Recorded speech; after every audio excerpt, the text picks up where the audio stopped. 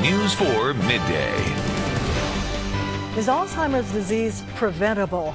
A study has suggested large daily doses of B vitamins could delay or even halt the onset of the disease. But are there other things you can do to protect yourself?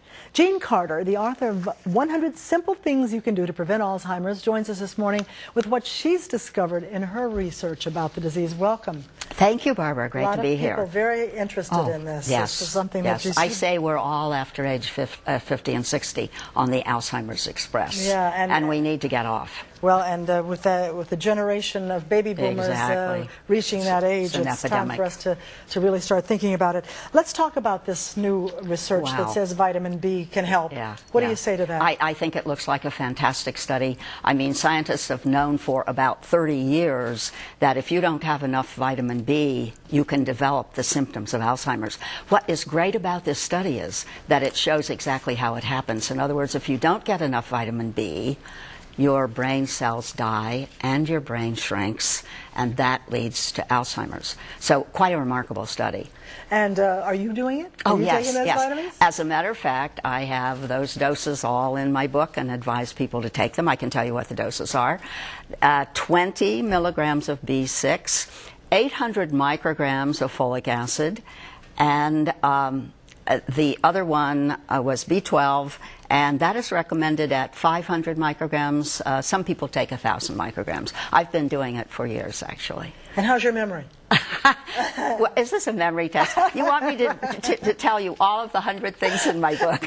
Well, no, actually, let's talk about the 3 things that you talk about in the book, being smart about alcohol, antioxidant-rich foods, and simple apple juice. Let's talk about that. Yeah, apple juice. A big surprise to me, as was much of the information. Apple juice seems to work somewhat like Aricept, the drug. It actually boosts the production in the brain of a neurotransmitter.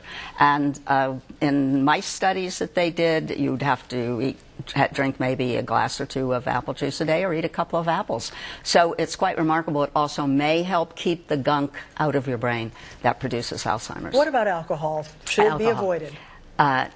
It has its good points and its bad points. The fact is that binge drinking and heavy drinking will kill your brain cells, and you will be much more susceptible to Alzheimer's. On the other hand, moderate drinking, that's a glass or 1 drink a day for women and 2 drinks for men, will actually help prevent Alzheimer's disease. Why? And well, for one thing, some of the alcohol is an anti-inflammatory, but I think that I advise people if they're going to drink, if they drink, go to red wine. Red wine is packed with antioxidants, and studies have shown in that actually the antioxidants can help prevent the formation of plaques in the brain. Now, you're not a medical doctor. How did you come up with all this information? Well, I've been a medical correspondent for about 40 years, I would say. And what I did was I interviewed loads of scientists, and I read thousands of studies, and I've probably been working on this book for the last 10 years or so. What I said was, you know, I have a major gene for Alzheimer's disease. My risk is triple what normal people's risk is, and I said, I want to find out what I can do about this. And that's something we can find out now that we couldn't 10 years ago to know if we were at risk for Alzheimer's.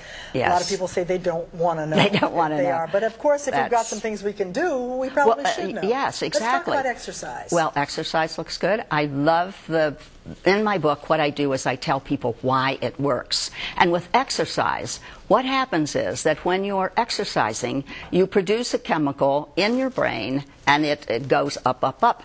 And when they take that same chemical and they put it in little petri dishes over nerve cells, guess what happens? It acts just like Miracle-Gro. It actually exercise causes you to have bigger and better brain cells and, in a sense, a bigger brain that is more resistant to Alzheimer's. Oh, that's a good selling point. How about staying social? You say people need to stay social. Absolutely. For some reason, and they have lots of studies on this, the more friends, the bigger circle of friends you have. Being an extrovert helps in preventing Alzheimer's. It reduces your risk. And I say if doing anything new, getting new friends, socializing with family and friends, it all adds up. I think it's sort of like adding up antioxidants and exercise. that social time that you spend is going to be very good for your brain.